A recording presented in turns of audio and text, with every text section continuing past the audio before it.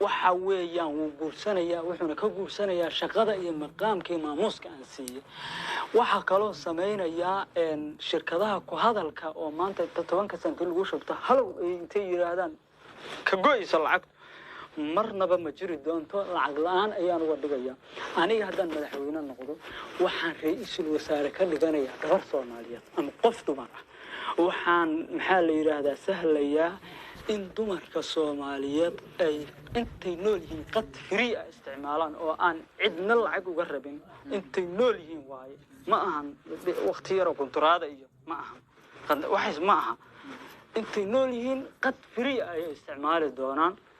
meel walba xarumaan ka furaya beauty salon xaruma make up oo lacag la'aan meel walba ka furi doona ma ahan wax qosol iyo yani shacataro iyo ma ahan waa arin dhab ah dumarka Soomaaliyeed maadaama aan idin heer Soomaaliyeed dooranaysa rag iyo dumar gaar ahaan dumarka Soomaaliyeed ayaan diiradda saari doonaa meel walba xarumaan lacag la'aanood waa ku celinaya oo make up ayaan ka furi doonaa xagga make up inta markay soo baxdo xarunta yani waxa weeyaan shaqadeeda inta xarunta make up u gasho inta beauty salon inta wax isdaba yaacayo hadii quruxda dumarka ila dumarka waxa weeyaan quruxda waxa weeyaan dumarka waxa weeyaan in la boombooniyo la hagaajiyo qadka free meel walba waxaan ka dhigayaa xarumo yani lagu gado cuntooyinka dumarka jecel leeleefowga iyo wax walba lagu gado maxaa la yiraahdaa wax walba oo dumarka mid kasta gurigeeda mukayf baan u gelinayaa mid kasta gurigeeda mukayf ayaan u gelinayaa culimada Soomaaliyeed waxaan ka dhigayaa mid walba waxaan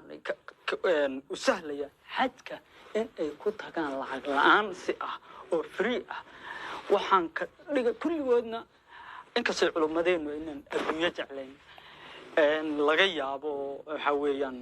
laakiin mid kasta anigu mushaaraan qori doona biidnillaahi odayaasha Soomaaliyeed kulligood waxaan ka dhigayaa waxa weeyaan waxaan ka dhigayaa sanataro sarsare oo waxa weeyaan horta waxa soo qarashaahay waxa weeyaan maxaa la yiraahdaa wax walba horta